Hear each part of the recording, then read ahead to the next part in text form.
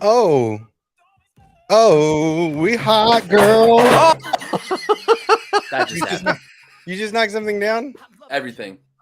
Right on cue. All right. Well, see, that was planned. Where's Scotty? Knock something down. Dude went stealth live. We can't go that hot. Apparently, we can't come in that hot. We got to come in low and slow. Apparently, we can't come in that hot. What up, everybody? How's it going? Welcome. You know us. We're always technical difficulty. There's always something going on these streams. It's never perfect, but we do what we do.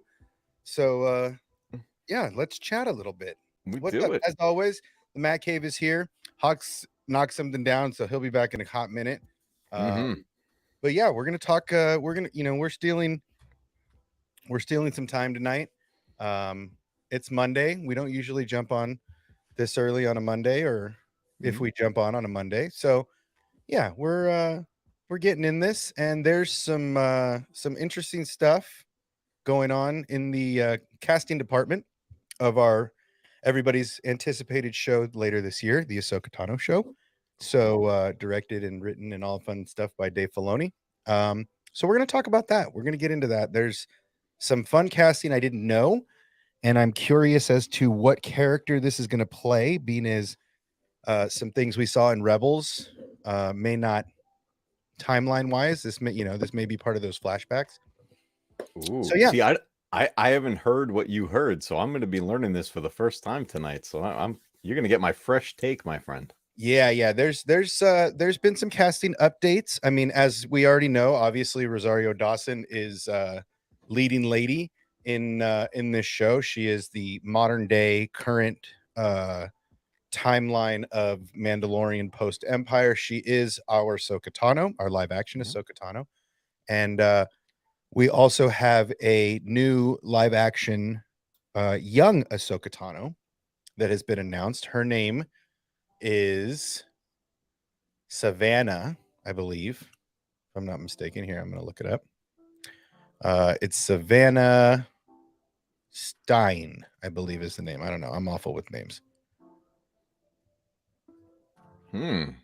Yeah, she is. I was right. Savannah Stein. She is. She was one of the Targaryens in the House of Dragons. She was one of the younger daughters with the long curly hair.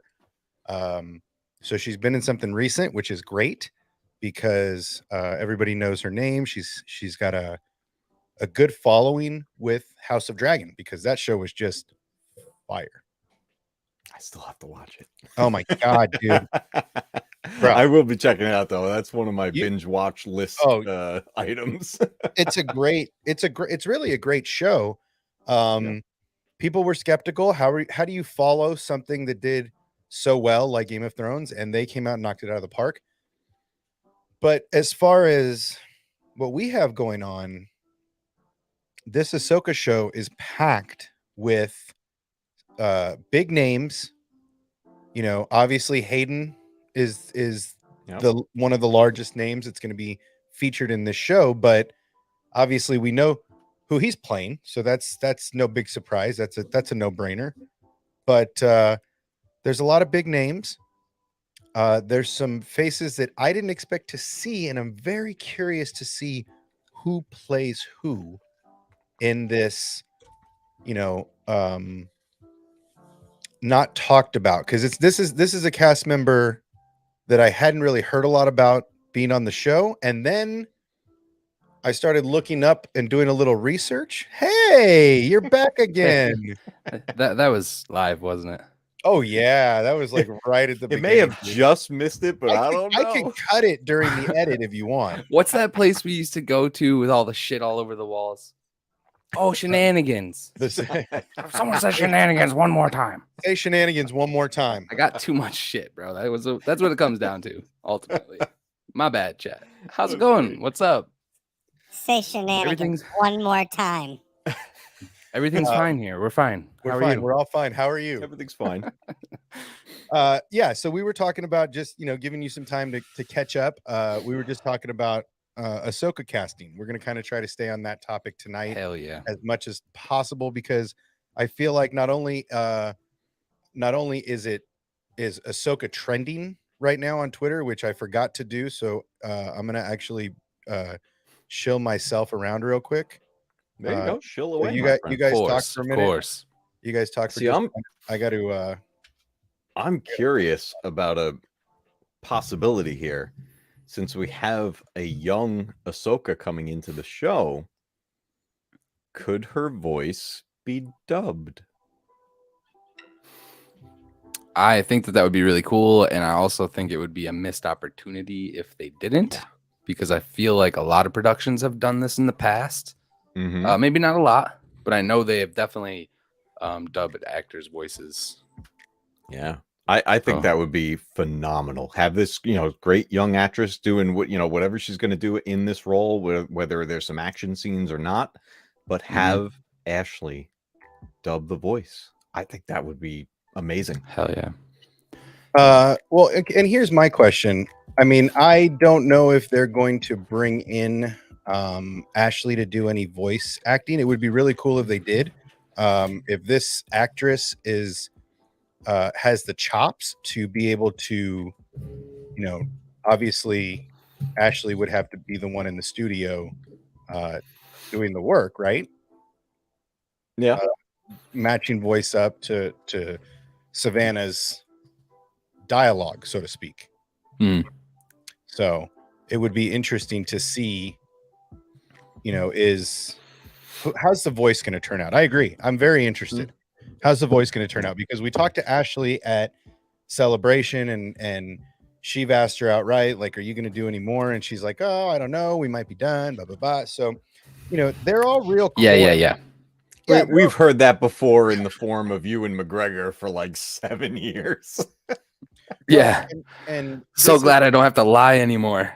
And he literally goes, ask me if I'm going to come back as Obi-Wan. Well, and so this is a big thing. We know Hayden is going to be heavily involved in this story. So with this, we know that. Oh, you know what? We got to do this, because if they can mocap Ray Park and bring Darth Maul's fighting back to life, literally back to life, like I saw Ray Park on the screen, they can put Ashley in this and bring us all right back to the Clone Wars, or maybe even pre-Clone Wars, bro. Not to go on a tangent, but if this is what they're doing, can we get some Plo Koon, please? But see, here's the thing: is they're gonna stick to a very specific timeline, right? Yeah. They are talking about, obviously they're gonna use this World Between Worlds, which is something I really didn't want to see happen. I think it's a little too easy to abuse, bringing it into live action at all. But it is what it is. But apparently, AHSOKA is, and we're gonna spoiler alert here for everybody that. That's not wanting to hear all this. Take a step back, maybe thumb your ears, mute it. I'll give you a couple thumbs up when it's cool to come back in. But look, we're gonna see, it's already put out there. We're gonna see AHSOKA looking into one of the portals, World Between World portals, and seeing herself as an alternative to Obi-Wan going to Mustafar. And so we're gonna see this young Savannah Stein, I hope I'm saying your name right, fighting Vader on Mustafar, fighting Hayden Christensen on Mustafar, right? This is a big thing. These two are doing, no doubt that when Hayden was not working with the Kenobi team, working on saber technique and all that, no doubt they were working on getting Hayden back to that form that he was during Revenge of the Sith, right? Because that fight was amazing. And this being another master and apprentice duel is going to be ridiculous, because if you kind of look at it, AHSOKA beat that ass on Mortis, right? Like, she smashed those two. Maybe they weren't trying to hurt her, but she smashed through those two on Mortis. So I'm looking forward to seeing this fight without Vader in his suit, because that was Vader's disadvantage, was he couldn't really use his form 5 because he couldn't get his arms up in the air. Man, I just can imagine it is basically an AHSOKA Visions live action. We can get literally anything they wanted to tell. I hope they go big. Like if that's a fight that we see, I hope we get like 2.5 minutes, 3 minutes. I would not doubt if that is just as intense as the Hayden Ewan fights during Revenge of the Sith, right? The only difference here is now Hayden is the older man, and you and this young lady, Savannah Stein, is going to be the young apprentice. So I find the symbolism and the circle to be very fun for me, just in those two getting that battle. I hope we get to hear that famous quote from Ahsoka yelling at Anakin, telling him you are lost, right? Like that is going to make people cry. I see one of the things the way I'd like to see it handled, because they're definitely going to use the world between worlds.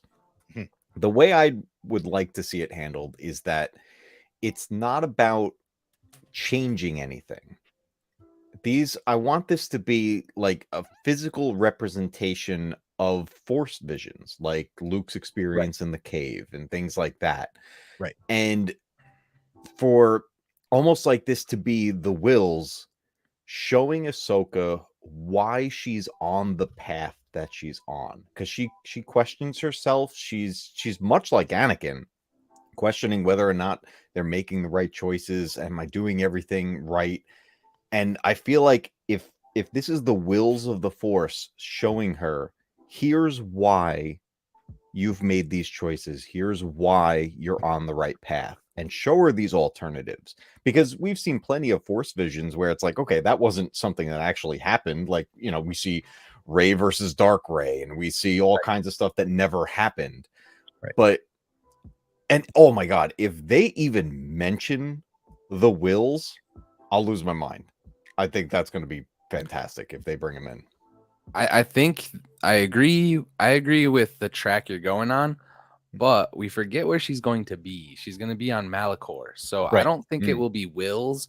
I think we're going to see more of the dark side trying to twist her, like a as above, so below kind of thing. Yeah. So like where she might even just discover the more positive light side of things you're talking about through going to that super, super dark place, going to her Dagobah, going to her, that'll be like the journey she's going on. And that's going to be why she comes out with the gray hood and everything. Not that she's necessarily a great Jedi, but she's seen some shit that's made her change her whole way of thinking. Well, and that's, I mean, look, the old Ahsoka that we the Wills would be cool though, man. Before,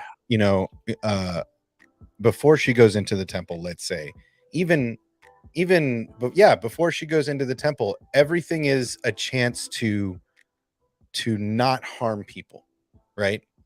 She doesn't really, you don't see her in Rebels just tearing through, right? She's always pushing people away. She's always jumping out. She doesn't really. That scene in Mando, she. No. I'm saying before, during Rebels. I'm not saying during. Okay.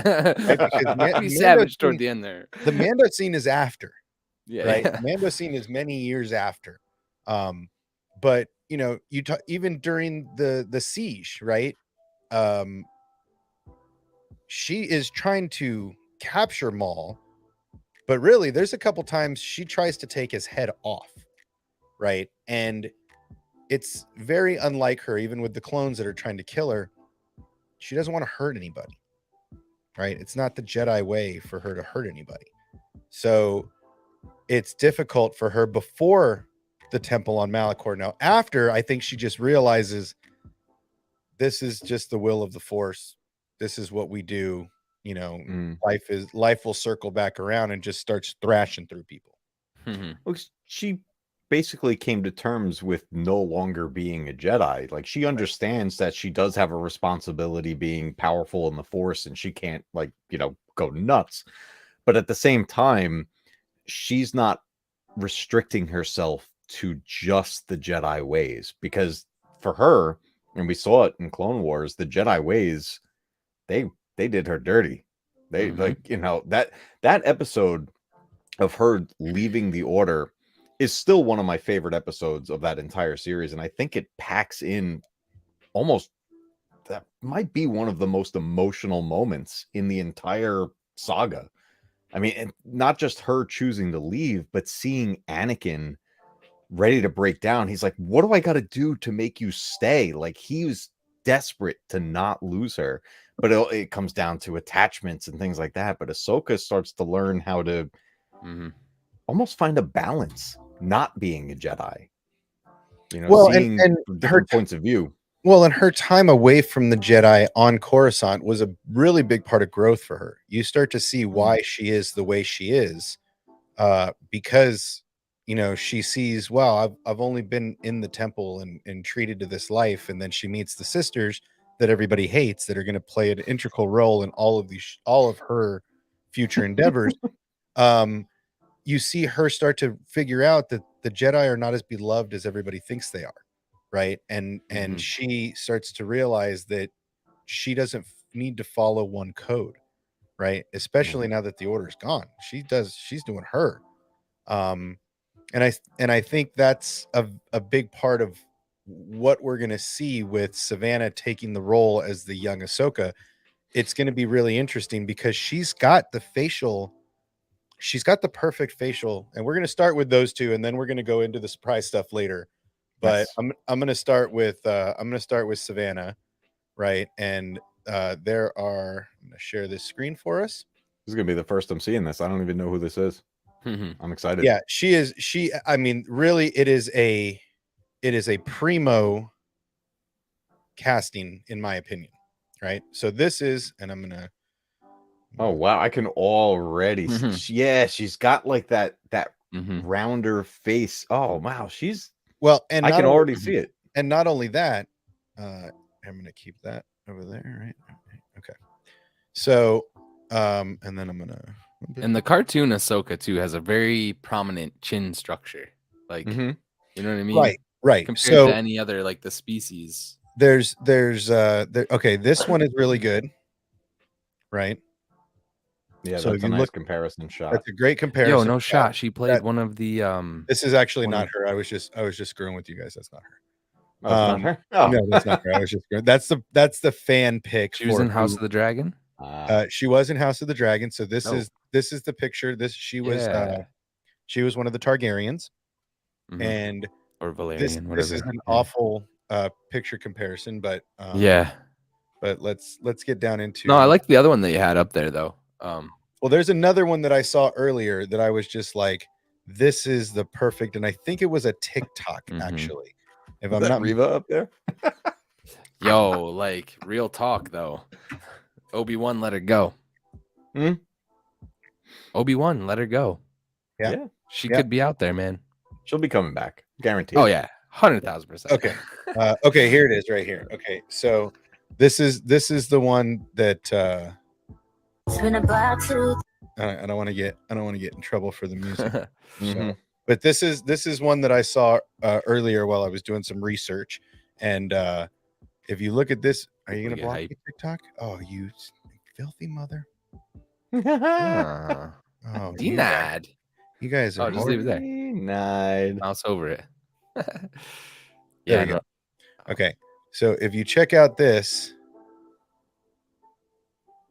Right, like the smile in the world. This is her. This is like a TikTok of her, like, I can do this, Disney, basically, right? Oh, please, right? And so she's petitioning for herself too. Okay, and other people, like, we're really down for this. But look at just like this. Go to the smile, right? Like that's yeah. I'm down for this casting. I'm down for this casting. Right, I am in for it, dude. Because look at that, and then you go back and get off. Let's get off of that to the images, and you see, like, you know, I mean, it's really well done. Like, it was a really great casting. The casting department did a really great job. That's all I'm saying. Oh man, now I'm even more excited for the show. That's great. I love when casting choices go really well. Not just for look, because obviously the performance is key, but if you can nail the look, you've already started off that race like in the lead. You're and they don't have to do a lot of like makeup for, the features, right? The lips, the nose, the eyes. They don't have to really elongate anything because this young lady is legit. Yeah. Right. So just to play devil's advocate, as far as like Mhm. casting goes, putting someone who just came off a show where it's like their face got out there, that's how they're known. They were a decently well-written character in that show from what I can remember. But do you cast a face like that to put it behind the makeup and all that, and then also take the voice away? I counter that. I countered that with Pedro in Last of Us. Okay, but do prominent you character in dub? But Mandalorian. do you so that comparison would be like if they dubbed the video game actor voice over Pedro's voice. I don't even think they have to dub. Okay, so right? what I'm thinking is like if they're gonna bring her in there, probably let her do her own voice and Yeah, not bring 100%. Ashley's over the top of 100%. that. Now they may I do- would say if it's an unknown and they just need the body type to pull off the combat, etc., the movements, then dub Ashley's voice in there. They may do what they did Do the with Luke Skywalker, James Earl Jones and Hayden. the And they Shamook. do some of that re-speecher technology, blending the two voices together to create something. That would be cool.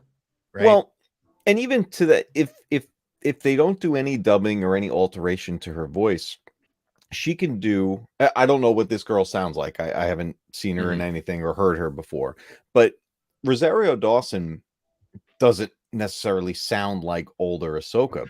But what she did was she did what Hayden Christensen did when taking on the role of Vader, was learning the cadence in the voice and the way to say words and the kind of the speed of how she talks. And that's one of the things I absolutely loved about Rosario's performance as Ahsoka, because she felt like Ahsoka. And so if this girl can do that and just kind of get that cadence and that performance, not to do an Ahsoka impression, just kind of speak in the same way. Yeah, I think that's going to go over really well. And Ashley Eckstein's actually very active on her Instagram, the Star Wars Instagram. I literally just saw her a couple days ago. She's got the Ahsoka ton of merch and all that kind of movement going on, but she will go in and out of character because she quotes Ahsoka all the time in the voice and then comes right back to Ashley. And it's not that much different than her actual voice. Like you're saying, she's got the accent on top of it. But yeah, I think a good actor can match it. All right, we're gonna do something real quick here. So hold on. All right. Okay. Love surprises. Something different. Don't mind me. The hopper. He's gonna bust out the hopper. Yeah. Giveaway. The hopper. How close are we? How close? Give us a second. Okay, so we gotta. Oh, I'm thirsty. I don't know if you guys knew this, so you gotta make sure here. I'm gonna ASMR this. Oh, it sounds like a 90s Coke commercial. 90s Coke. Yeah. Nice. This portion of the stream is brought to you by Matt Cave Gear. That's it. Matt Cave. I don't know why, but Coca-Cola. whenever I drink these sodas out of here, everything just tastes so much better. I did that on purpose. I make all beverages taste better. In fact, if you put a beer in there, you're going to get drunker than you would out of any other glass. It's actually more alcohol content per gram. Every liquid is actually wetter. It's It is so much wetter. It's so much wetter. All right. So once it hits your lip. So we know we got the first two out of the way. We got Hayden, obvious, and then we have obviously Rosario doing that, and then we have Savannah is the newest addition to the triad, the trifecta of Ahsoka Tano's, right? Because we have Ashley, we have Rosario, and now we have a live action Savannah. Bro, and the baby, we have the Mount Rushmore of Ahsoka Tano's. Right, I can't forget baby Ahsoka.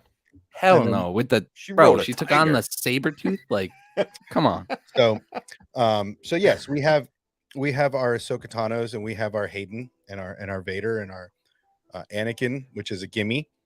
But let's go back to the list. So I'm going to bring the show up, and then we're going to go to Stars. It says stars. Nice. Okay. Love it. So let's see. Okay. So without, I don't want to ruin this the laters, but it doesn't matter if we do. Okay. So this is what we have so far.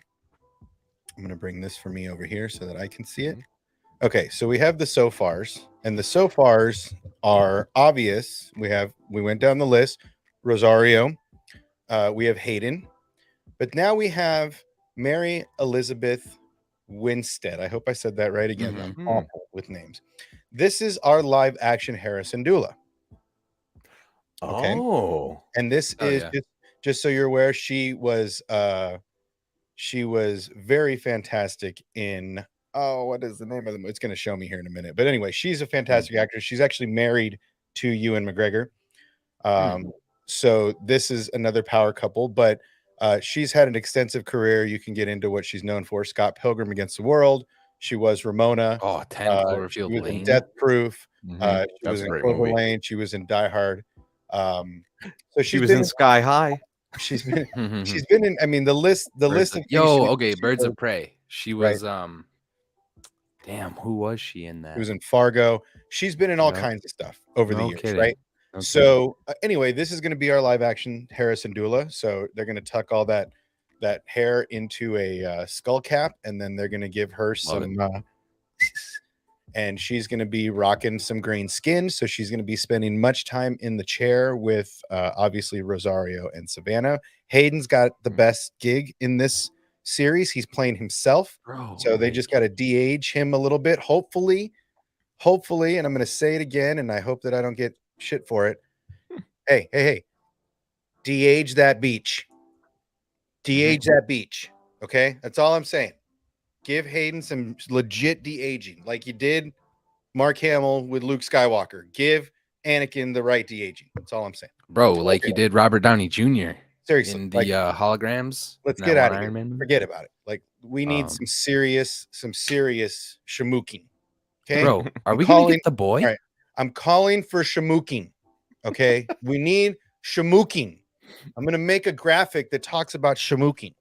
Okay, but anyway. So we have this wonderful actress. She will be our live action Harrison Dula, which means we are going to get the ghost, right? Which is fantastic because now we've obviously got the ghost crew coming into this. If this young lady is joining the crew, which leads us to our next actress. This is Natasha Liu. Say it for me. Who's got good phonetics? Bordizzo. Thank you. Nailed it. Score. So Natasha will be playing our Sabine Wren during this. Now, she has been in, let's see what she's been in. Day Shift. Day Shift was good if you guys haven't seen that. The Voyeurs. Let's see. Most Dangerous Game. Crazy About You. The Society. So she's been acting for a while.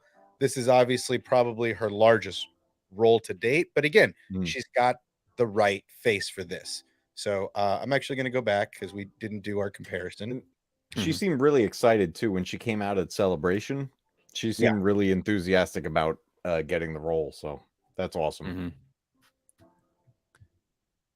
That movie Day Shift is like From Dusk Till Dawn meets Pineapple Express. Oh my god, I can't wait to watch it. Vampire hunting with Jamie Foxx, bro. It's hilarious. It's fantastic. It's great. Okay, so go ahead. Are we gonna get the boy? See, I was thinking the same thing. I was very curious. Show me the child. Are we going to get a young Jason Sandula?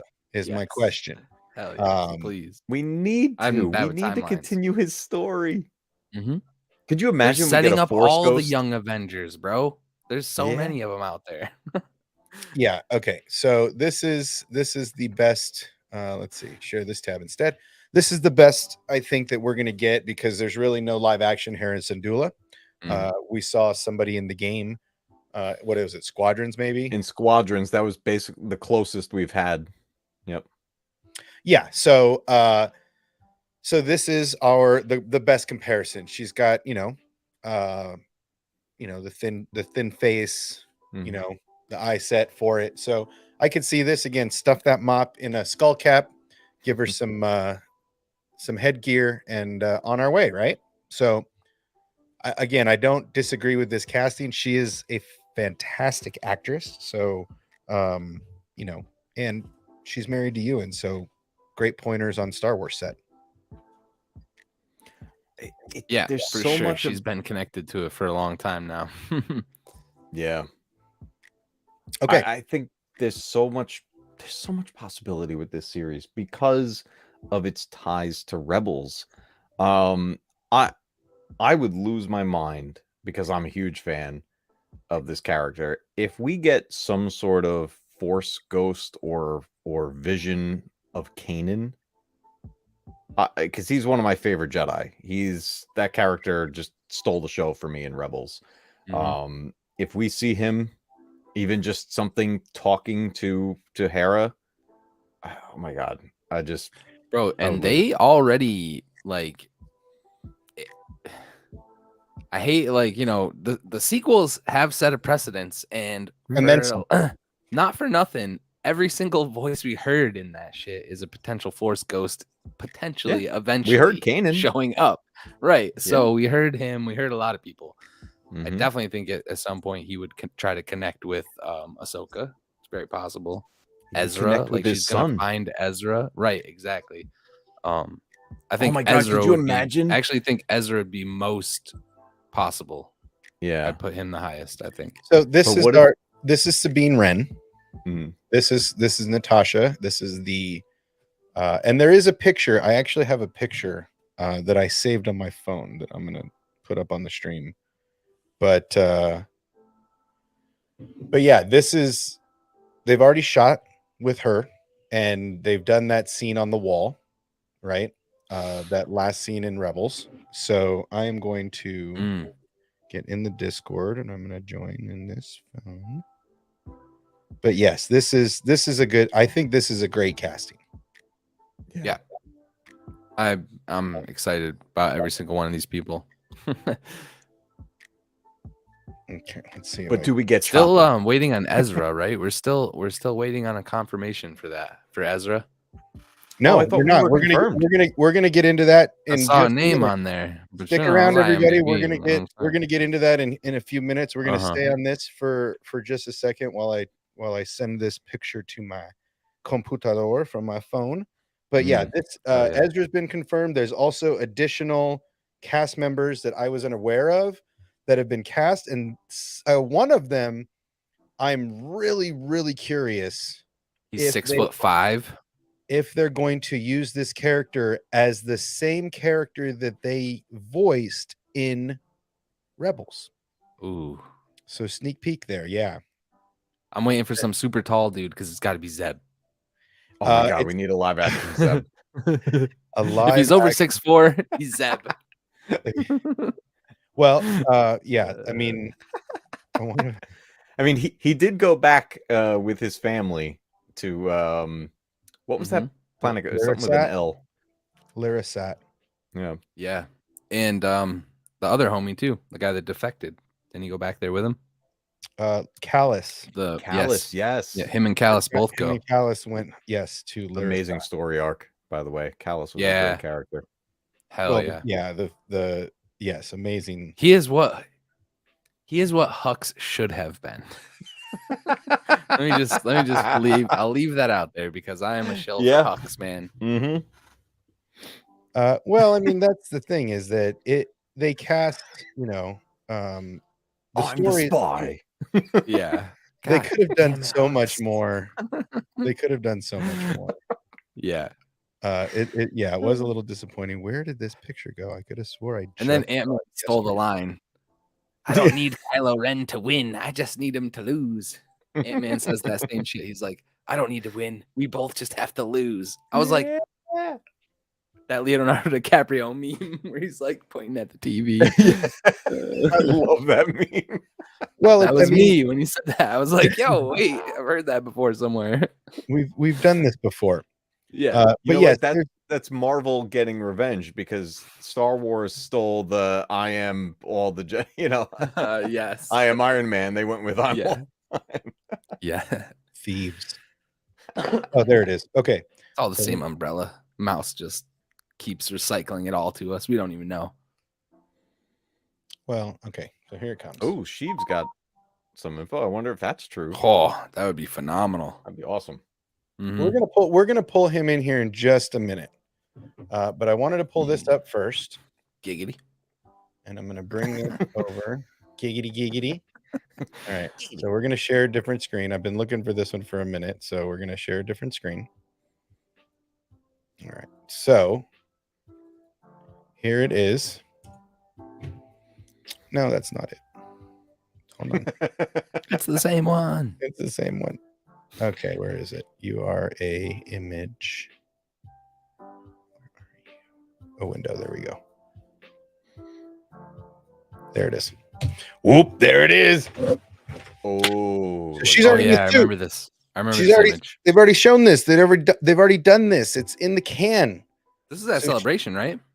I don't remember where this is. I pulled this off of something. I don't even remember where. She was Yeah. But I mean, look, the artwork, look at the set piece. You can see in the feet right there that it's literally a set piece that they can drag in and out of that studio of the volume, my guess.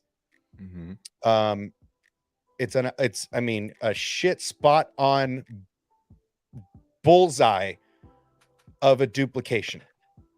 Yeah. The set department on this show, just with this mural, have knocked it out of the park. What planet is this on? This is Lothal? Lothal. Yeah. Yeah. So this actually won't move. I think this is a permanent structure at this spaceport that she's about to leave from, right behind her. They're not on the spaceport. They're in where AHSOKA pulls in, right? They're in a layer. No, I'll pull it up. Because I've got it up already. I've got Rebels. It was not a hangar. They're playing this as a full-blown cave. Okay. Sorry. Couldn't remember.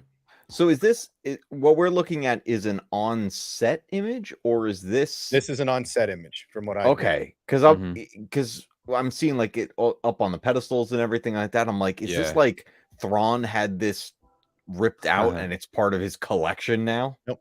This is supposed to be Lothal, and I am going to show you guys. We're going to go back and forth. Okay, so here is the episode. All right, and we're going to back up to where she walks in. Boom. Okay. There it is. Yes, it is identical. Yeah, look at that. It is a piece pulled off of a cave. Pulled off of the wall. So yeah, they're inside some kind of a wall that's shattered this out. room. Yeah, because there's the feet that it's sitting on. Right. Yeah. It's identical.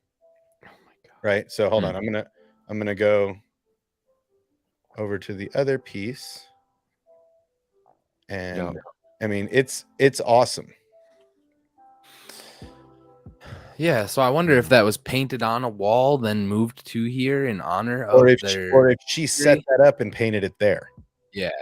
Right. But you go from there, right, to screen. There's that, right? But we're gonna go to our other screen. Nope. That one. That's incredible, though. There you go. So there they are. That's it right there. That's amazing. Yeah. I hope that's how the show starts, man. Well, and the show starts with her just walking in. So here, I'm going to show you guys my screen because I have it in a different perspective here. In Rebels, is she carrying that bag? Is this the same moment? Here, I'm going to show you.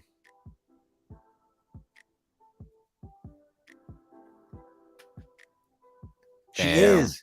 It's the same moment. Yep.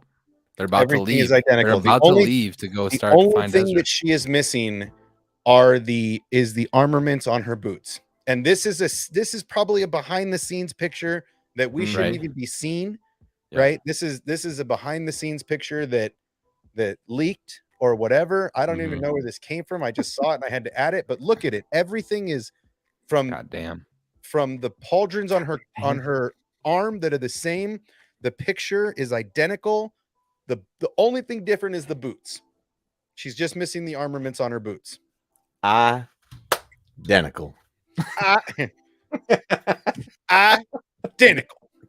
If you don't know that reference, get out of here. I'm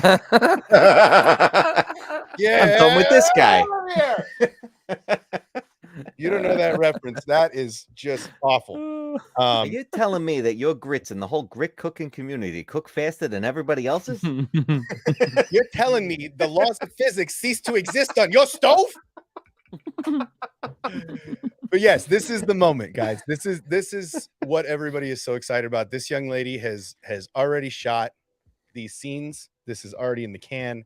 This is Dunsky's. Beautiful. And that's Natasha. Haircut. And I forgot all about that. And we're not even through the new stuff yet. We're not. That's the best part of this stream is we're not even into the people that I don't know who they're playing. Yeah. Right. Because that's on there too. We're getting to that. Like, we're coming up on the back half of the hour. Right. So, all right. So, in case you didn't notice, we called this stream 2 Jedi and a Part-Timer. I felt this was very, very conducive to us, and you guys can guess who's whom. It may change every week. We don't know. But we are going to bring in another friend. I'm going to send him an invite. We're gonna bring in somebody that I guess a definite part-timer. Some more scoops. I mean, I could be the part-timer for all I know. But yeah, so we're doing something different. I want to try and get this group together more often, maybe on a weekly basis, so that we can just chat about what's going on. I mean, obviously we do Tuesday nights before Bad Batch and Mando, but yeah, I want to try to do more lore and show talk. So we're gonna get into that. But anyway. Moving on, since you guys didn't know, in case you didn't know, we are moving into the next phase. And the next person we're going to talk about is Ezra. So, don't give me hope. This is like I said, this is Cass already. This is Dunsky's. They're in the edit from what I understand at this point. So we're going to get into the top cast. All right. So I'm going to share this screen. We're going to get on this one. I'm going to share this one. And so who's really confirmed it though? They're already in. I mean, asking for a friend. this is as reliable as a source as we can get without literally being on set seeing call sheets. So we've already gone down the list. We've got our Rosario, we've got our Hayden, we've got Mary, we've got Natasha, and here is our Ezra Bridger. Okay, we're seeing his picture. Iman Esfandi. Did I get that right? So our friend here has played in The Inspection, King Richard, which if you didn't watch that movie about the Williams sisters, do yourself a favor. It is literally one of the best things I've seen in quite a while. Yeah, but he's been in a bunch of stuff. He's been acting for quite some time. He knows what's up. And this is going to be our Ezra Bridger. So this has been confirmed. This is, as far as we know, episode 1 information from one episode from what they're telling us on IMDb at this point. But this is our Ezra Bridger. Now, let's show our comparison. I like it because that movie's not a lot. Like, that movie did well awards wise, but like Star Wars general fan followings aren't gonna know it's like a new face. And I love that because spinoffs are like sky's the limit, bro. Right. He's a young kid. He could live, you know. Well, yeah, I mean, he's a little bit of time differential here, right? He's only like 16. When we pick back up with him, it's gonna be like 21. Potentially, we don't know. We don't know where the timeline. Still, like go. he's, I mean, half the age of Luke Skywalker. If you really break down, well, no, he's not half the age. He is the age of Luke Skywalker. In fact, he was born the day before Luke and Leia. If you really break down, that's what I was trying to remember. He was technically born on Empire Day, which was the day Order 66 took effect. But technically, I think weren't Luke and Leia born the day after on that On that asteroid on that asteroid side. I can never remember the name. Chat, help us out if you got it. If you got that in It's your... in the Battlefront game. In Battlefront 2, I forget Just the always name of forget it. Here, let me see if this helps me remember. There you go. A little bit of memory juice. I'm not always trying to reach, but the hype potential behind what they're trying to do, like Palpatine being removed, like a greater threat being removed, and then the Jedi slowly rebuilding, like Ezra meeting Cal Kestis, AHSOKA, bringing everybody back together. Like, it's crazy, well, I mean, especially after you know, the Emperor's gone, and once the new Republic is kind of taken over, and the First Order is starting to gain traction. The Emperor's, you know, Operation Cinder is a legit thing. Like there's a lot that's going on, but yeah, I mean, we may get to see, you know, this is the big cinematic that they could be building to. Ezra, Ahsoka, the Ghost Crew, you know, we may get we may get a Zed coming in here. Just messing with here, we're gonna do this here. That way we all get blocked. Okay. But yes, this is our Ezra Bridger, and I'm gonna go back and share the second tab. This is our Ezra Bridger. And I mean, I like the casting. I could see him with short hair, long hair, however you want to swing it. But yeah, I like this. I like the look. Yeah. You know, I like that Ezra was from a desert planet, so Ezra had a little more tan to him, a little more pigment, let's say. So I feel like this casting is really, really right on. So moving right along to our next cast member. So those are the main folks, right? Those are the main folks. Now this Ivana Sakno. Okay. She has been in let's see, what have you done? High Fidelity, The Spy Who Dumped Me, that was hilarious. The reunion. Let's see, what Pacific Rim Uprising, another fun movie. Let's see. Okay, so she's been around. She's been acting for over 10 years. Played in some stuff I've heard about, which is great. But I have no effing idea who this woman is playing. I have no idea. I mean, if she's not a dark side something, bro. I mean, obviously she's I'm just saying. Right? Obviously she's an Imperial, right? No, I mean, no doubt. Yeah. She's got to be like one of the head Imperials, right? Hell yeah. Bro, what if she's a Chiss? Does he come back with others? Oh. I mean, he could. What if she's a Skywalker and that's how he finds his way back? What if she's Thrawn? Can't they navigate there? Can't they navigate the unknown? Yeah, that was the thing. They called the young Skywalkers and they navigated the and they can live longer in theory, right? So young would be, you know, relative to us. I mean, that's absolutely a thought. An Imperial of some kind.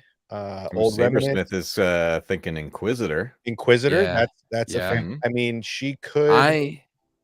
At this point, you also have to remember what Inquisitors are gone, right? So the ones we see in Rebels at this point, unless it's a flashback, she gone, right? Because she's got the facial structure for that, you know, that Inquisitor we see in Rebels that Maul kills.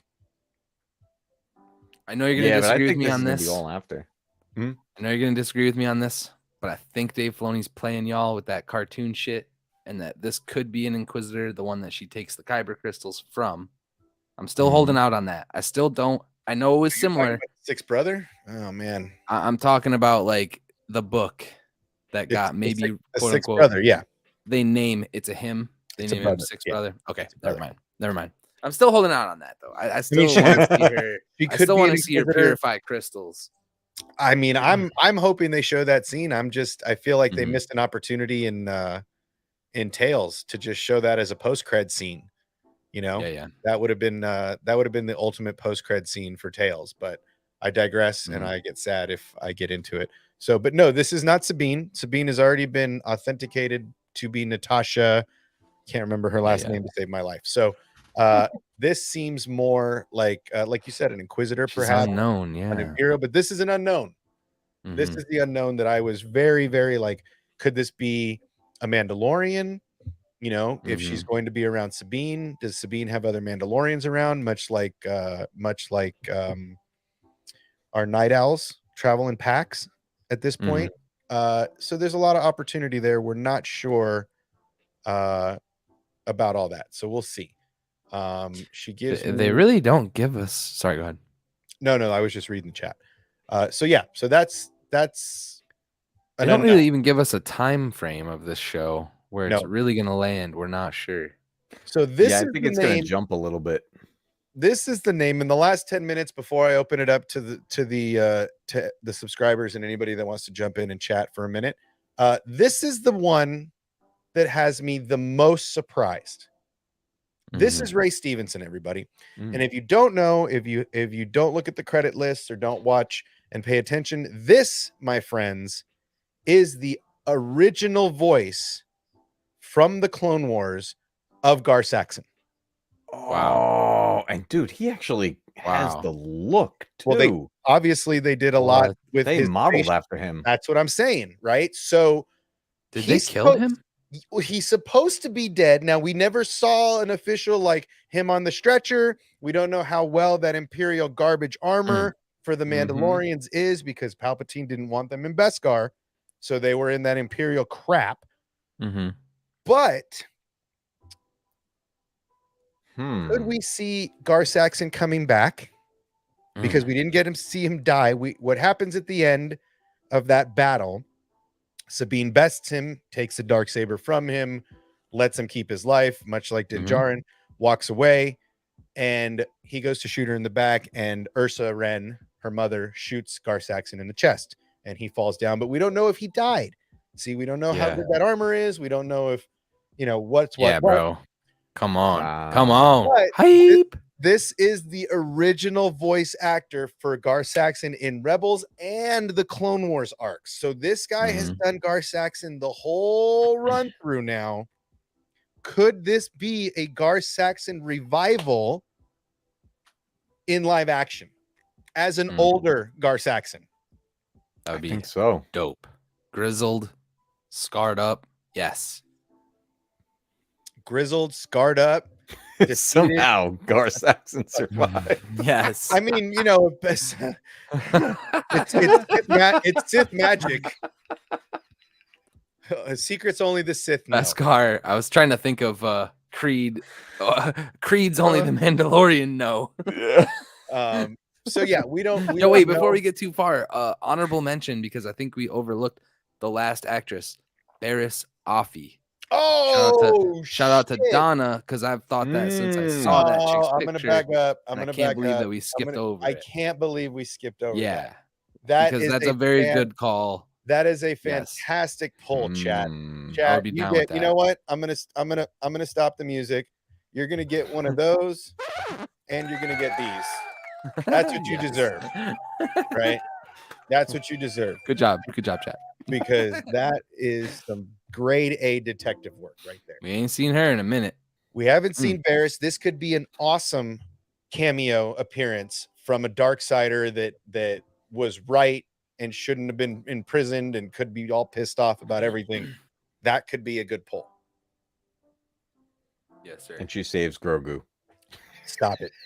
Didn't you watch my short? Watch my short. It'll tell you who saved Grogu. I love that short. But yeah, I mean, look, guys, that's a good pull. That's a good pull. This could be a Barriss. She's got the facial structure for it, got the eyes for it. That could be a good one. Here, we're gonna do it here. Yep. Barriss. I'm down with it. Wow.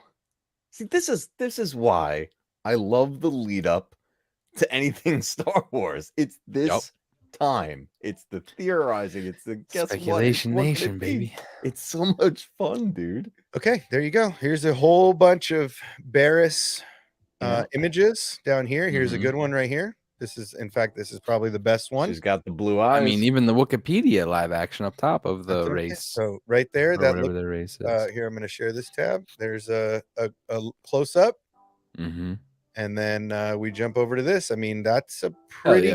That could absolutely do it, guys. Sold. Take my money. It. I mean, let's take a look. The lips are right on. The nose structure, the eyes. I mean, that's pretty balls on. I think we got a winner right here. That's another balls on casting that could absolutely. I mean, did we break this shit? Are we breaking shit? Do I got to do a video after this? Are we Filoni breaking and Favreau are watching right now. They're like, shut them down. Shut them down. Call the mouse. Everybody, call the mouse here. I'm gonna. Shut them down. Everybody, call the mouse. Call the mouse. Somebody get Mickey on the phone. We need to shut this stream down immediately.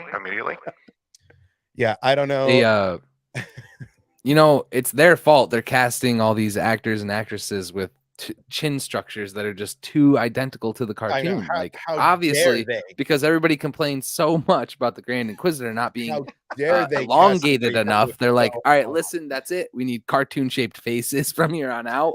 Everybody gets cartoonified. Everybody shut him down right away. Shamook, we're gonna bring Shamook in to extend the points. Just really, that's pretty right on, dude. There's not much that they're gonna have to do with this young lady. They're really not. I mean, it's a staggering resemblance. That is a staggering resemblance. Yeah, I think that's a win there. Shit. Yeah. Chat. And Barris is very petite. Even when she's fighting Ewan, she's much smaller than Ewan in the fight. Chat wins tonight. Chat. What the shit? Well done, chat. Well done. They fucking got it. Killing me here. All right. So, since we obviously broke the internet on that shit, and if the mouse doesn't shut us down, I'll be really happy about it. But moving on to, obviously we were on race, and we were like, wait, we got sidetracked. But Gar Saxon, what? Well, and here that's the thing on the other side of this is like Gar Saxon. Oh man. Yeah. I mean, here, look, let's do some cameo of the week. I hope not. Okay, here's a great image. This one's perfect. Come on. Come on. He can't play. No. He can't play himself. He's gonna play himself. He can't play himself. Come on. Oh yeah. Get out of here. I mean, again, this is another ringer for the cast. This is another ringer.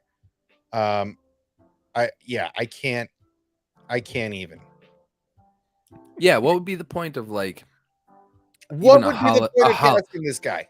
A hologram or like some bullshit HoloNet thing. Like he's not the type to leave. That's what I'm saying. Like he's not leaving messages for his followers. Like this is Gar Saxon. If you've reached me at a bad time, can you? I'm obviously out for the Emperor Palpatine. If you please leave a message, I will send somebody. If you're reading this, it's too late. The Mandalorians killed me. Here's where they'll be hiding. I don't know. I mean, for me, it's just they're fleeing to Concordia. Like I don't know. Maybe we get some cool. Like he knows where a remnant is. I mean, maybe they break him. Maybe they break him out of a jail.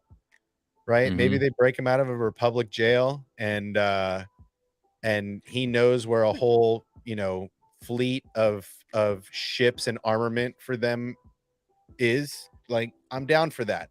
Right? We've seen characters survive way worse than getting shot in the chest armor. I mean, listen, and if they introduce him in AHSOKA and then he is a big player once he finds out, wait, the Darksaber? What do you mean the Darksaber? Well, you know what I'm saying? Like here's our Game of Thrones all over again. He wants another faction, back, and so does our night owl friends, right? Like they want it back. Everybody wants it. We can't go through this series without somebody coming after it, right? Because Mandalorians are like pirates, right? They see an opportunity, they take it. They don't. Everybody wants to be the most powerful Mandalorian. I still don't trust the armorer. She could be a mole, an inside job this whole time. She could have contacts. Interesting. She was really only helping that one covert.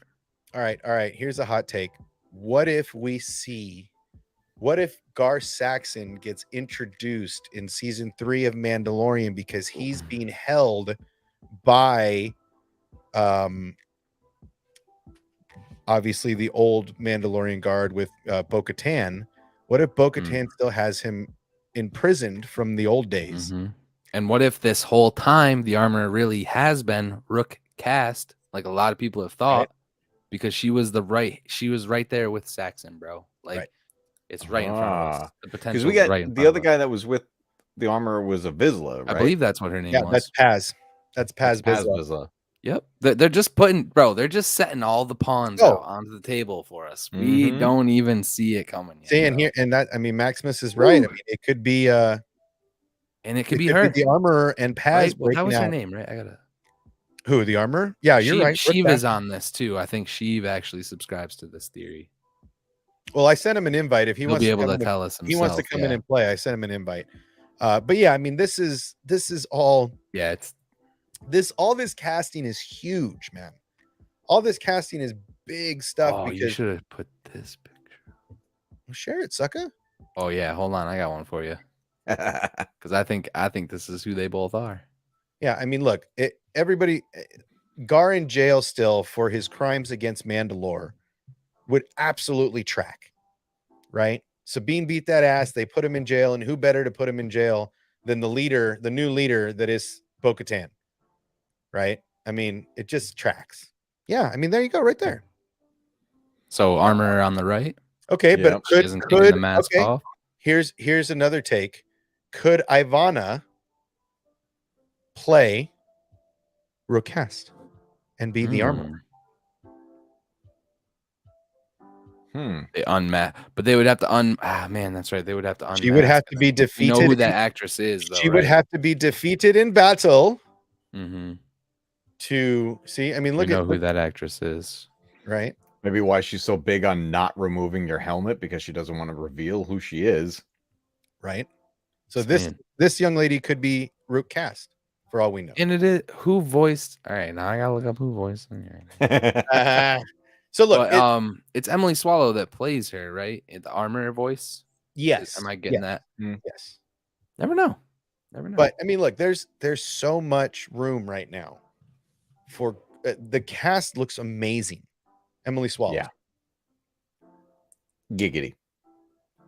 But this, I mean, the cast looks so spot on, right? So yeah. I'm excited. This is an opportunity for a really great show, and it seems like Dave's involvement is from top to bottom, right? I mean, he's got to be involved in these casting decisions. He's not just leaving it to the casting department to do this. He's got to be involved. The casting is too spot on. What month is this supposed to come out? It hasn't been announced. My guess is we're going to get the official non-leaked trailer at Celebration in April. Okay. And then probably teasing for we're thinking like a holiday release? August, September. I can't see them waiting till December. That's a long time. That is a long way. Yeah. And if you're going to run it through the holidays, you're going to start it in November. Well, we've got Mando starting when? Mando starts March 1st. March 1st, and it's going to be 8 episodes again. I think so. 8 or 10. We're thinking 8 or so 10. we've got 8 weeks to work with potential breaks. There could be a season break. Yes, because I don't think they're going to overlap these. I no, hell no. There's no way you're not going to the fact that they're going to potentially overlap a Bad Batch or two is crazy in my mind. Yeah. The fact that they wouldn't end Bad Batch and then jump right into Mando season 3 premiere, or do those two only on the same week, the finale and the premiere on the same week, but to do them concurrently for multiple episodes is just, to me, seems crazy. Yeah, I mean, that's insane. So we're, hopefully I'm thinking maybe August, September. I think at the latest it would be November to run it through the holidays into the new year. But I would think they wouldn't want to screw with any of that, football and those big shows. I couldn't see them wanting to do that. So, yeah, I'm excited. I mean, this show definitely has everybody really hyped. I think that, if you haven't gotten to the point where, you're doing your homework, you're seeing what stories they're kind of going back on. Go back to the Clone Wars stuff. Disney Plus here, and I'll even show it again because I know Hawks tried to make me not last time because we get in trouble apparently for showing the Disney Plus home screen, but we're gonna do it again. Nobody tell the mouse. All right, everybody be cool. I don't know. I see the mouse on our screen right now. Yeah. Oh, you're talking about the him? menu. Okay, I'm just saying. Yeah. Yeah, the mouse is in the background. If you're not watching, the mouse is hanging out right under Scott. Right. Right there. So he's always Sneaky watching. little bastard. He's sneaky, and he got his saber out, ready to pounce that ass. So go ahead, you little son of a bitch. I'm gonna let you have it. Right? Mishka, Mushka, copyright. Beebity bobbity boom. All right. So here is the menu. If you haven't caught up on the Mandalorian culture stuff, they have a whole bar here on Disney Plus that is nothing but Darksaber Mandalorian culture. Upcoming, no doubt they will be doing an Ahsoka one as well. But if you haven't already, we can go ahead and make a list for you and break that down for you guys if you want to check it out. But there's always a lot of Ahsoka lore running around, especially here on this channel. We tend to have an affinity for our Ahsoka love. I did open it up to the chat. So if you guys want to jump in the Discord, there's a link down there. If you want to jump in and say what's up, let us know what you guys think about the casting. Because honestly, I can't think of one bad casting in that right now. My only concern is do some de-aging. Do some Hayden de-aging. So that's it. That's my We better see some like marvelous writing. Like I'm putting these shows on a standard. Ahsoka, every episode better be like I'm watching a goddamn Kurosawa film. Like I need it to bring all the fans back, bro. Every single fan. Like one of these shows has got to hit. Rebels, I feel like, is widely accepted by most fans. Ones who haven't seen it, I think you're really missing out as far as a cartoon goes but deep. Well, I mean, look, Dave's right. Dave is there. writing and directing this. This is all Dave, right? This is Dave's moment, in my opinion, make or break live action for him, right? So he's putting a lot of effort into this. No doubt, he's literally had his hand in all these castings, right? These castings are huge, right? This is. Oh, I hate that view. These castings are big, man. These castings are important. These people have the look of the characters, slap some makeup, put some headdresses on, and you're walking on set as that character. You know, these are big deal castings. And Dave is obviously has a role, obviously has a hand in the decision making with the casting department. So then he's writing and directing. This just seems like this is going to be the best of Dave, right? If Dave has learned anything from Jon Favreau, it's how to do this. And his episode of The Mandalorian was stellar. And at Celebration, he said he's already seen an episode of Ahsoka, and it was like a religious experience. So, bro, all I have to say is it goddamn better be. I'm ready. I'm ready. My body is ready. Bonesaw is ready. Like Bonesaw is ready. Can you just full send us into some Star Wars gloriousness? Like I need it. I need that Rebels feel back. Like get some of the team back. When they save Ezra, dude, I'm gonna probably watch that episode like 5 times, 6 times. I need a show that I want to go back and repeat watch immediately. You know what I mean? Not a lot of that's doing it to me right now. Yep. But I could ramble forever about Rebels. This is also a point in the timeline for just Star Wars overall, where honestly we have to worry about the safety of many of these characters. I don't think anyone's safe because we're coming up to prime time Star Wars timeline, and there's going to be certain faces that just aren't around anymore, bro. And like realistically, Star Wars can do anything they want. I would think they would be trying to look for an opportunity for key players to be in star systems where, yes, the final order did come out of hyperspace, were there, but everything that happened on Exegol took place before the final destruction of where they were. And so people like Ezra, people like them could still be out there.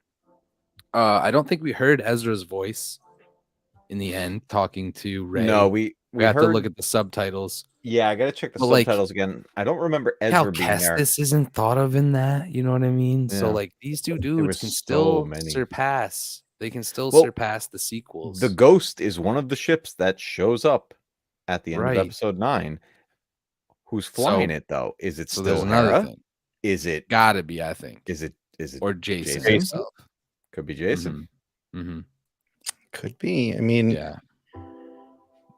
There's a lot of room, right? Yeah. They got a lot of room for growth with these stories, right? I mean, that's the thing that people get kind of upset about is that R.I.P.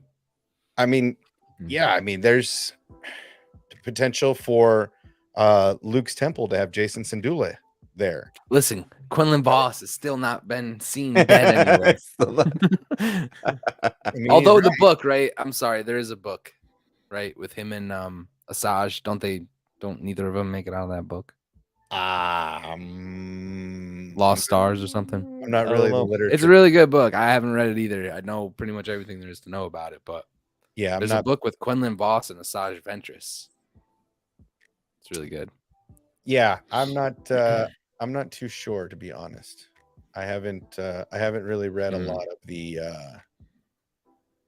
of that book stuff because I just reading to me just ancillary material. No, I mean, so I love to listen to books on tape. Books on audiobooks, but I can't bring myself to. I haven't driven anywhere in a long time, so I'm like, I don't really. All right, I'll reveal the secret, guys. At bedtime, I link back up with Obsession and I read a bedtime story to him. It's usually Star Wars related. Yes. Sometimes it's Star Wars ABCs, but he's right. It's hard for me to get to sleep, so he does help. Now we haven't heard anything about Thrawn, so that's a character that they've kept completely off the lists. I mean, there have been some rumors about who's playing that character. I haven't heard anything. So for a while we thought it was the actual voice actor Mickelson that was going to be it, but then all of a sudden that kind of just came and went. Dark Discipline. There you go. Disciple. I mean, I'm sorry, Dark Disciple. I mean, it's definitely stuff that they've touched on, and the fact that they're going so far back to the Clone Wars, they're going, this show is gonna hit, I think, all the timelines, which is gonna be really interesting because not really any. I mean, Rebels did a little bit, but not any of the other shows have touched the entire timeline, and that's what's interesting about Ahsoka, is that she has the ability to see a young Hayden, see a young Ewan, see Vader and Kenobi. I'm curious if that alternative world between worlds is going to have a Kenobi Yoda going after Palpatine, right? If that's the dynamic, like, hey, we're going to go handle the master, you handle Anakin, and we'll meet you in the middle kind of thing. So I'm really curious. There's a lot of room. I mean, it'll be this year, so it's not like we're waiting years and years anymore. It's here.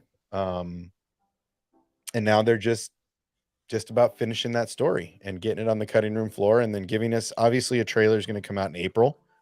We're going to be 4 episodes into Mando, so that is definitely something that they will release at Celebration, my guess. And there's already been a bunch of confirmations on actors that are going to Celebration in the UK, in London. Yeah, I saw some name drops in chat earlier. Chat's not crushing it, guys. There's almost 30 people here. And there were make sure I liked the stream too myself. But yeah, man, that's impressive. Like, we should get some likes up if we have it. But yeah, I mean, it's like I was saying, last year was a great year for Star Wars. This year is definitely going to surpass our expectations, and then exceed expectations for last year also, because last year was a filled year, a little controversial, but I feel like this year will be less controversial with the stuff they've put out. Bad Batch being Bad Batch, but Mando, most of the fandom gets behind Mando. Nobody really complains. And Ahsoka. And that's, I mean, if we get a Visions season 2 in there, if we get some other stuff, great.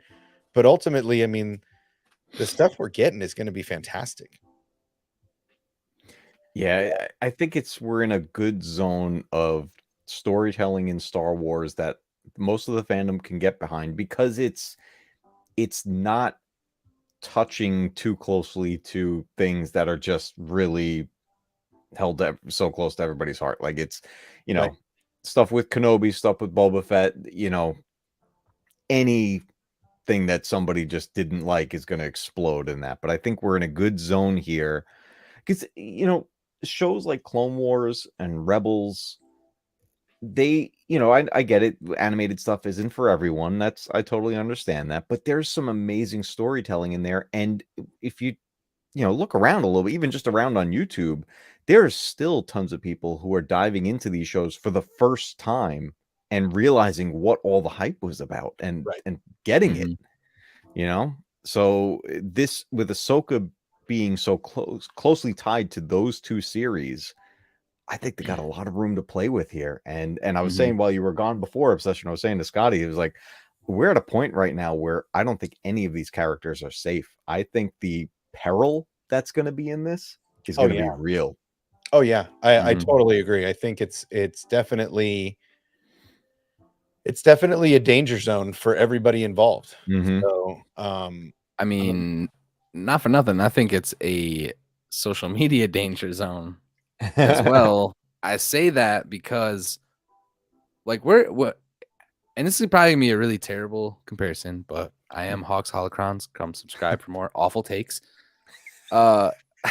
I think about, like, if we met Reva for the first time, very, very, very first time in a Ahsoka show outside of Kenobi, but everything in Kenobi had taken place already. Now she's just out there on her own. She confronts Ahsoka, etc., etc.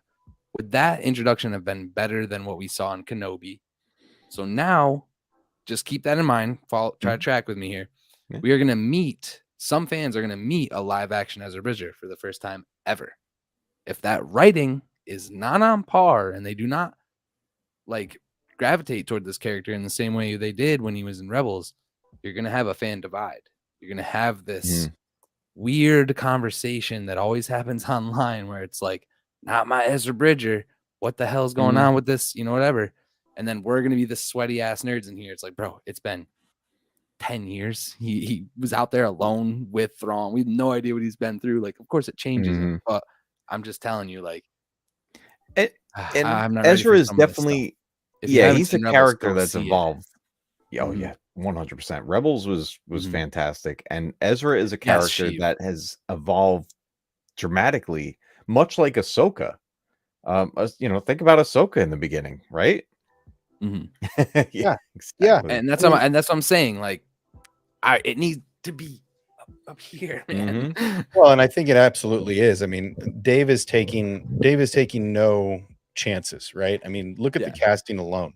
He's spending time going over these audition tapes, going over this stuff to make sure that the casting is perfect. I mean, this isn't Book of Boba Fett where, Robbie Rod obviously left it to a casting department to do some of his casting.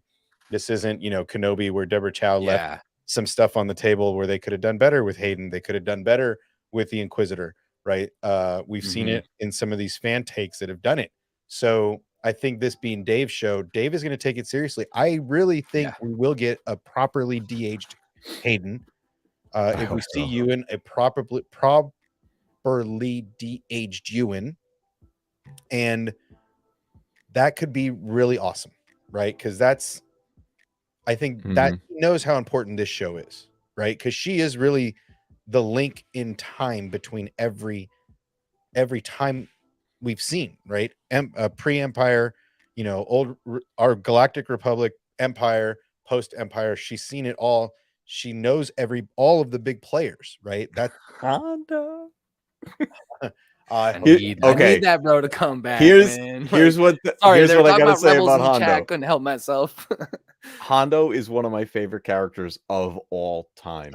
Here's the problem with bringing him in the live action. I wish we would have seen Hondo in Bad Batch instead of our Wanda pirate. Yes. I'm just saying. Oh, 100%. It's still possible. It's definitely possible. But here's the thing: if we get Hondo live action, dubbing the voice is a must as far as I'm concerned. There is there's no changing that. That voice is iconic. I mean, isn't there enough makeup and prosthetics to do that character to put the original actor in that? Yes, I mean, really, 1000%. That actor is okay, but hold on. Think about like you do it is you put Johnny Depp in that and tell him be Jack Sparrow, and then you just dub the voice. Who's the other guy with the tentacles? Davy Jones. Like that guy didn't necessarily. We knew who it was, but a lot of that was CGI. Like throw a mask on this guy. Jim Cummings. If they're gonna do it, mocap it. If they're not gonna mocap it, prosthetic the hell out of it and make him look like Hondo, like a legit. Bro, I Hondo. just say you let him do it.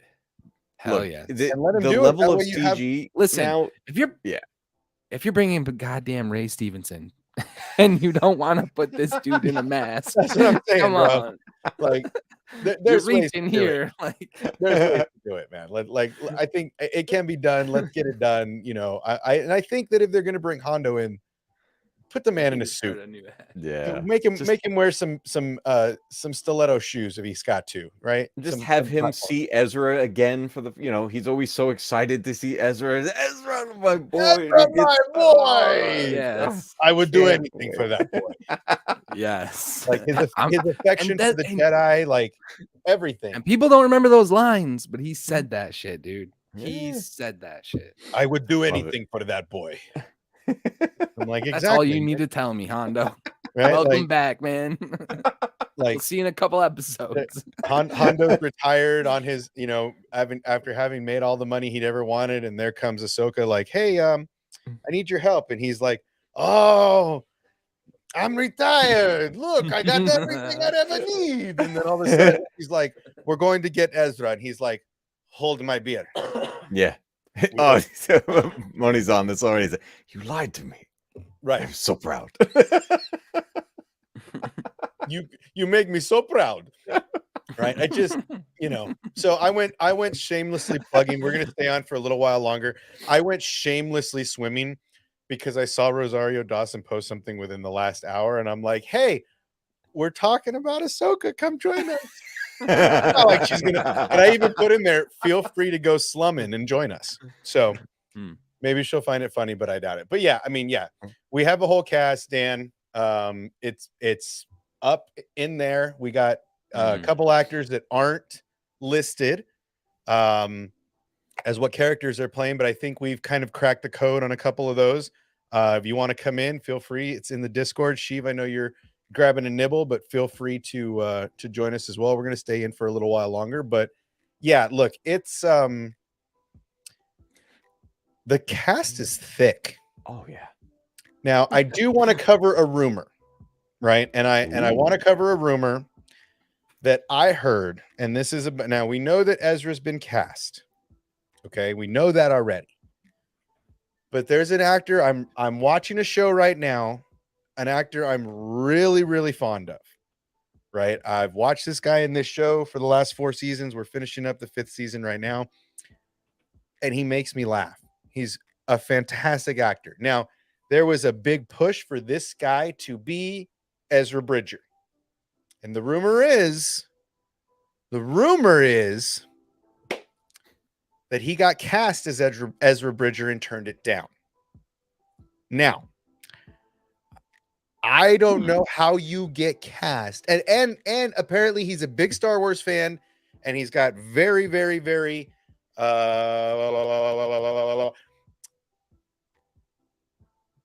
decisive thoughts on the fandom and the temperature in the fandom and so he's very vocal about it, but we're going to bring his name into the conversation because I find this to be absolutely fascinating. And I have to get off of his IMDb Pro because I want to show all of their information.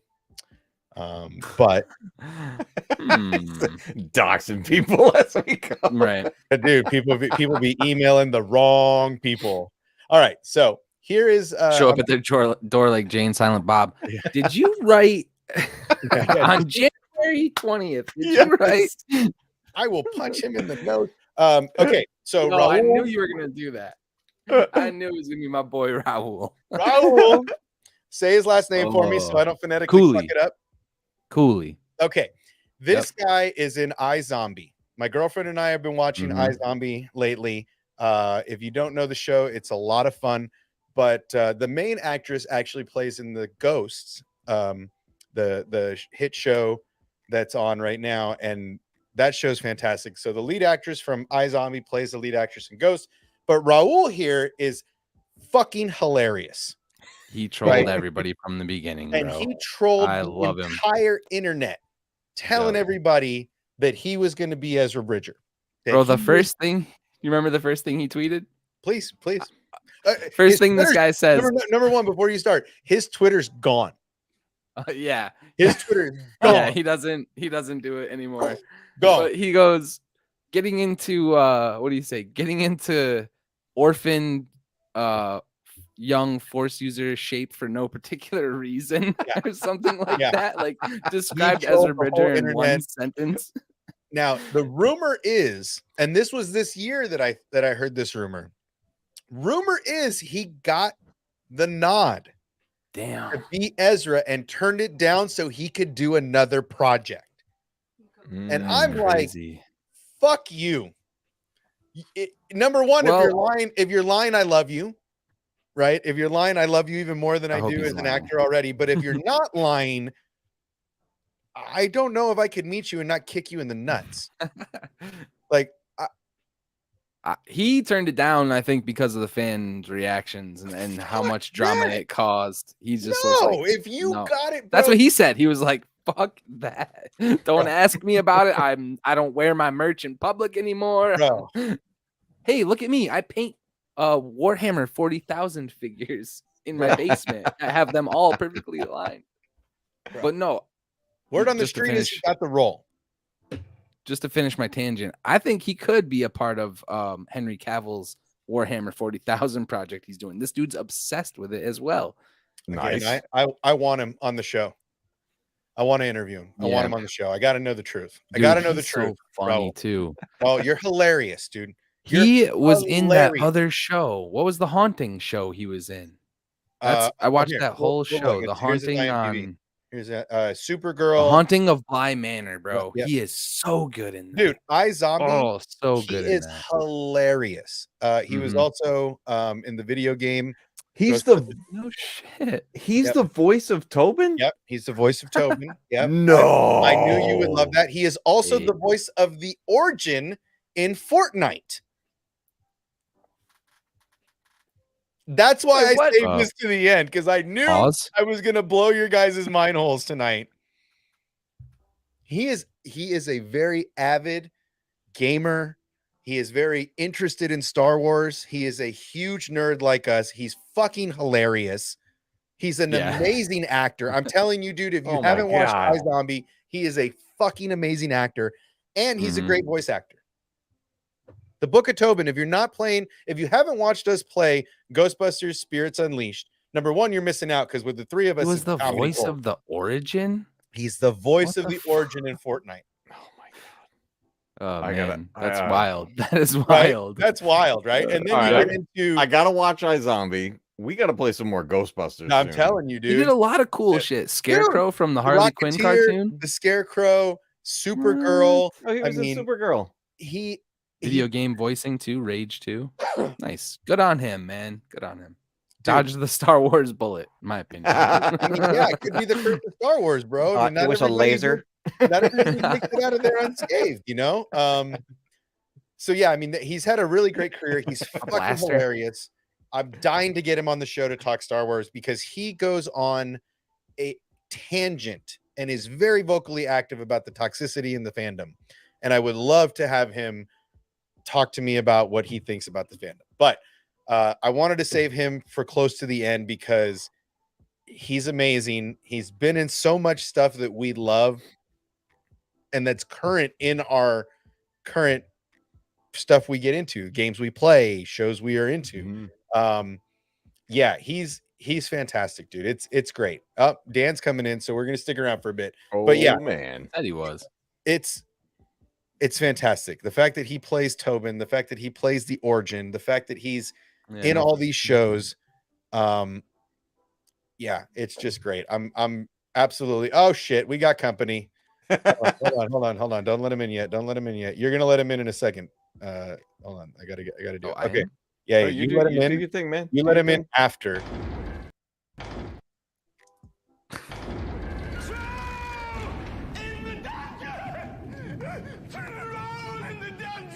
Thought you ought to know. Here he is. Hey. What's up, everybody? What up, man? What up, my guy? Oh man, so I'm glad you made that grand announcement for your boy Obsession because I got some news for you. All right, lay it on us, girl. All right, y'all ready? Lay it on here. I even took the stuff away. Lay it on us, girl. All right. Here, I'll stop the music. Here you go. Hold on. I'll even give you one of these. Where you at?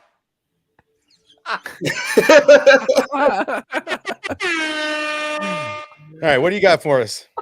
So, depending on where you're at with the Star Wars movies, if you know me, I have been an avid person of the world between worlds. I've wanted the sequels retcon for the longest, but I'm here to tell you now that I have officially changed my tune and that I am actually a sequels fan.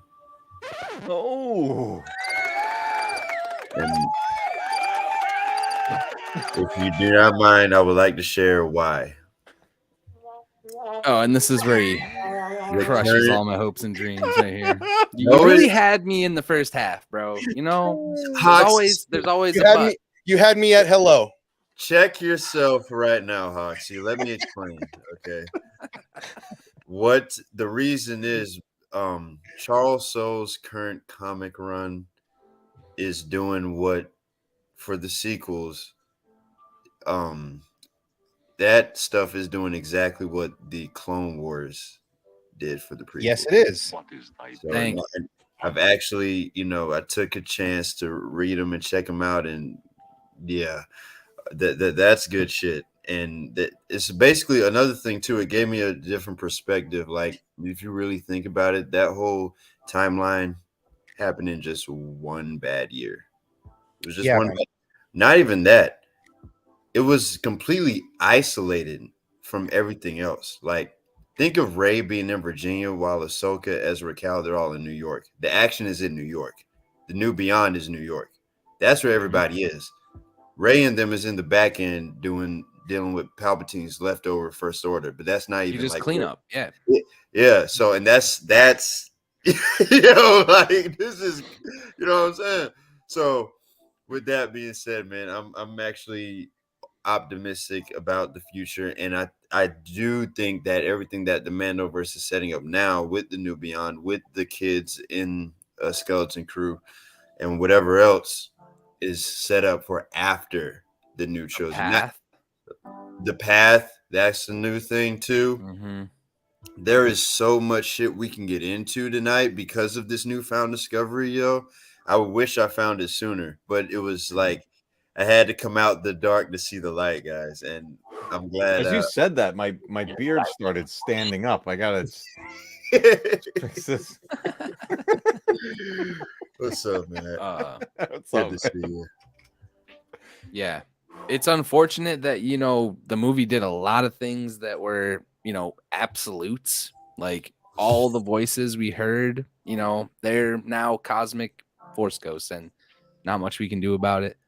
But there's still so many, like right before you got in here, we're talking about all these young Jedi that are still out there. You have Cal Kestis, you have Ezra Bridger, you have Marin. Jason Syndulla. Like, Jason, you have my these God. people who are out here. So, that I think was something nice that the first video game set up was the fact that the Jedi don't need a list of force sensitive names, and that the force is literally going to pull people either to the light or to the dark for the balance. Like Jocasta Nu tells Vader, there's nothing you can do, man. No matter what you do, the force will find its vessels. And like all these little lines are put in there by Charles Soule, bro. And they just have given him so much more creative control. I hope that I'm still holding on. You're gonna link High Republic video games, everying. Darth to the main Vader's he went to Exegol, bro. Darth Vader went to see the Eye of Webbish Bog. He freaking that right there, his journey to Exegol solidified why he told Luke, "You don't know the power of the dark side." Because I've seen shit that you have not. You don't know about no Exegol. You don't know about that. Well, but that's just it, and that's what people are not are unwilling to see, right? Like their vision's clouded, if you will, because they're so. Mute. Is that you? Stop cam. That I don't know who. Settings. What's that? Yo, Present. Turn on the vocal assist. Present On vocal. Here? present. Is Skynet taking over as we speak? okay, yeah, that might have been me. All right, go ahead. Go ahead. But yeah, I mean, look, this is all roads lead to the sequels, and the Charles Soule, I like the Soule. Oh. Charles Soule comics are great in giving us, again, more context to what's going on, right? You're getting these, not only do you see how the Emperor is constantly torturing Vader, right? Just a constant, never-ending barrage of people trying to kill him or trying to undermine him in some way. And you kind of get why he is, but then you see Exegol, you see the Webbish Bog, you see all of these things that connect us to where they're going, right? And that's an important part of the puzzle, right? Listen, and if not for nothing, Colin Trevorrow is credited in the Rise of Skywalker script still. Like, some of his ideas were kept. So if the Eye of Webbish Bog is just something that was on the wall that they're using to connect all this canon, it's a big deal. Like, if it's in that comic, there was a lot of other shit in that comic.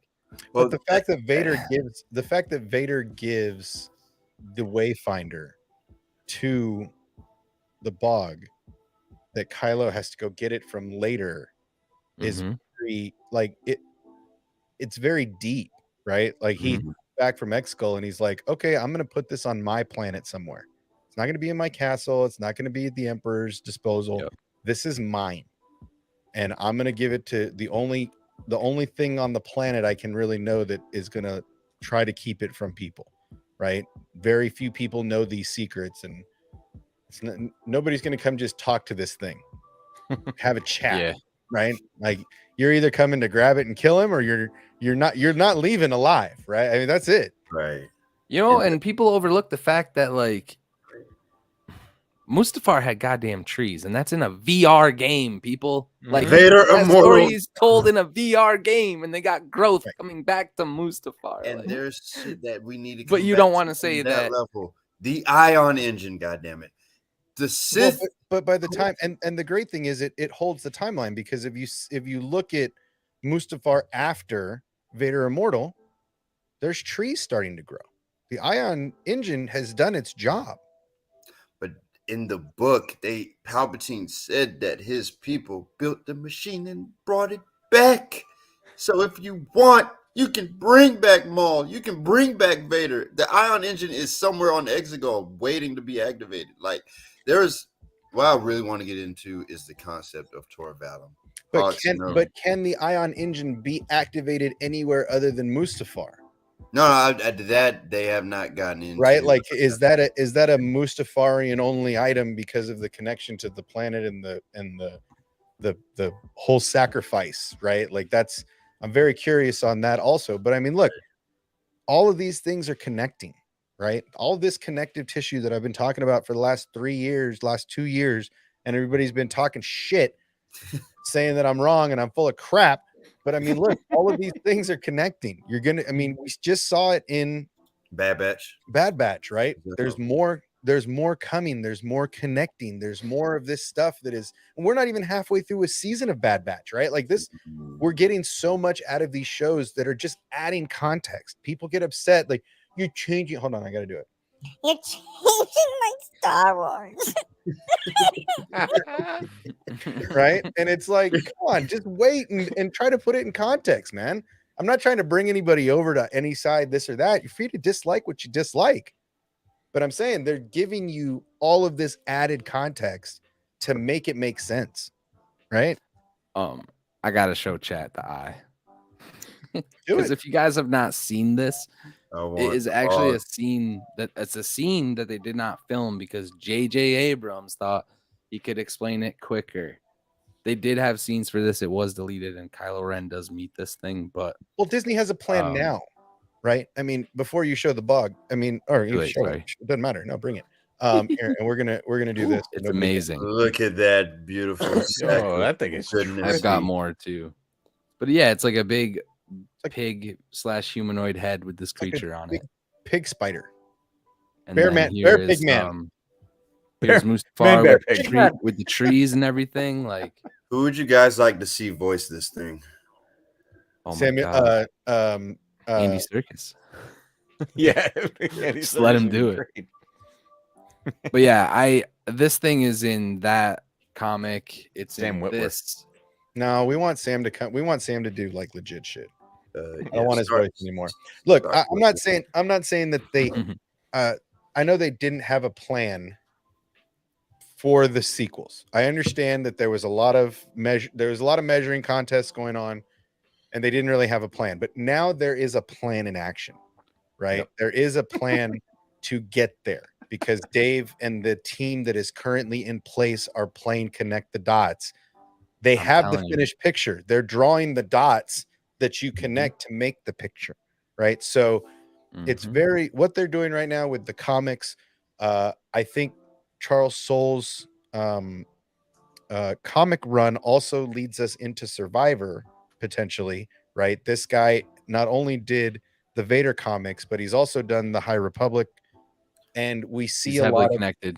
Bro, him and Kevin Scott are best friends. Kevin Scott's been leading the High Republic books. In the current Star Wars issue with that Holdo girl chick with the pink hair, she helps Luke Skywalker find an entire High Republic fleet that's been stuck in outer deep space, and that's where it's ended. So they found a whole High Republic society. That's probably where your man. Shut up, bro! I gotta read this comic. Well, this and you're behind, bro. You're behind. It's been a long theory here since we saw the first Survivor trailer, and since all that. As soon as we saw the gold and white wardrobe, it instantly looked High Republic Council, Jedi Council.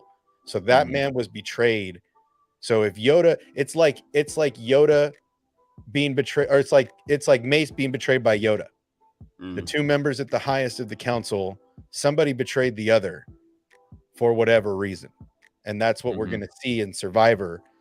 But it's great because that leads right to the comics that are in circulation right now, right? So the way that they're connecting these stories right now is amazing, and the fact that they're using AHSOKA as a vessel to connect all the timelines, to connect everything, to make it make sense, is fantastic. It's going to get there. I think there are going to be some big implications from the video game specifically. Yeah. Yeah. I'm actually like, and I'll start to rage, but there are people who discredit a lot of the Zepho stuff. Like that it was like the least important parts of it. But in my opinion, like this is some of the most. Yeah, this is some of the oldest stuff we know of. Like, there's nothing older that we know of this like alien race that literally brought the knowledge of the Force to lesser people. Well, and see, like, this goes back to this is what Sabersmith is asking. Didn't Fee say the treasure predates the Jedi? Yes, it does. In fact, I think it predates the Old Republic also. It would, because there were Jedi in the Old Republic. It would be Zepho technology. And that's what the treasure from the last Bad Batch before the Rakatan Empire, before the the game's very vague on it, I think. Unless there's something older than the freaking Zepho. What else? Well, that's just it. Right now it seems like the Zepho are the oldest. Right? It seems like the way that they're playing it is the Zepho were the Jedi of their day, or were better than the Jedi of their day because they were more using the Ashla and Bogan together, right? They weren't separating the two, I don't think. I think that, and I hope that they show them as like a being that had a higher understanding than Right. us mere mortals, if you can call us mortals, I like would with love- okay, midichlorians in here's us. the- I here's feel the like hot they would take. be something that ascend. Well, here's a Well, hot take. Are the Zepho ascended? Are the wills these ascended I version was of the just Zepho? going Are there. some of the Obsession. Zepho, I was literally just going right? there. Yeah. Because they're very the I like masks it. are very similar. I mean, obviously they're similar to the, the mime, the 7 faces or the 5 faces or whatever. But It's something. There's a scene in Fallen Order where Cal is having a vision, and he's speaking with like a Zepho elder or something. Right. It's been a bit since I played that part of the game, but The doesn't thing speaks to him. he Yeah. speaks to him? But Like- doesn't he talk about the Zepho's downfall in that scene, or am I Yes. remembering Yes. this wrong? he does. Yeah, we got to make a video. We got to find the details. But yeah, I mean, Yeah. that's the thing is that this episode of the Bad Batch wasn't filler. It wasn't nonsense. It is merely giving context to what we could see potentially, I think, in Fallen Order, and just shows that there's a lot more power in the galaxy than just the Empire. And that's exactly what I think Maul was looking for, because in the Kira comic, spoilers, Maul is revealed to have been looking for ancient Sith. He doesn't say who, but he found them to take out Palpatine. But then Rebels happened, what happened to Maul. Kira is basically picking up where Maul left off to finish off Palpatine, and she's going to unlock this ancient Sith to take out. I've been a purist of the Tor Valum concept from Colin Trevorrow's stuff. I'm a big fan of that guy. I like the way he everything about him just screams big, new, baddie level Thanos type shit. I think my personal theory has always been that Tor Valum is going to come out of hiding and get a brotherhood of his own, specifically filled with the Son, this survivor guy, the High Guard or whatever his name is. Love that. And Darth Talon, hopefully, Maris Brood, maybe a couple of others, and he's going to basically be the new big bad. And I think Maul found him. He's in his sleep. He built that thing. Tor Valum is responsible for taking out the Zepho. Yes, I said it. Yeah, and I think their races actually look very similar if you look at the concepts of Tor Valum. The heads, and it's so funny because we as Star Wars fan, we see that ship and we're like, bro, the heads are the same goddamn shape, but they're like very similar. Like we're saying they're similar. We if the beams didn't give it away, the head. That's for me. The power beam, when those guards fight you and the beam comes out and they turn, the electricity and everything's it's exact same look. I'm sorry. Oh, it's the same. It just seems It's the more same refined, energy. right? So it seems like the temple guards were even older than that technology. We're a beta version of that. Right? Who said that there was only one specific version? Those could have been the guards could have been phase 1. That monstrosity could have been phase 10. Well, and that monstrosity is probably able to travel through space. Like we don't know how it got there. We don't know how it landed. We don't. Well, but I mean, look we at don't know what that planet technology. Just the technology, the look of the technology between the temple guard seems like a very old, just like the temple. The temple was very old and not explored. Also right? powered Even by the blue walls. energy. Yeah, right. Look at the walls within that episode of Bad Batch. It's got those curves and everything to it that we see throughout Fallen Order. When you get the puzzles, the Zeppo puzzles were identical, right? I mean, you fall through the floor if you don't do this right. You have to align this to get this to open that doorway. I mean, the only thing they were missing were spheres. Someone came up with a theory. Sorry, Hawks, I'm going to stop. But there was something about the Zepho creating the world between worlds too, possibly. I mean, like I said, it would be an interesting take if the elders of the Zepho turned into the wills, right? Like that would be an interesting take because that would explain why you hear them in the temple. That would explain their transcendence through the Force, right? I mean, there's a lot more going on that episode than we're seeing, and that's exciting because that means we're getting closer to, this next installment of Jedi Survivor, connecting these two worlds, potentially seeing Cal Kestis maybe in live action, maybe in an animated scene. You don't know. Maybe if the Bad Batch do end up dying, maybe Cal meets Omega and they go do something. I mean, I've said it before. It just seems like the Bad Batch are going to sacrifice themselves as a whole in the end for Omega, and then to see where she ends up hiding or what she becomes is very much the question of this show, right? Mhm. Where does she go during the entire course of the Empire? I hope they do something with her like very, very soon. Like I'm talking like next episode.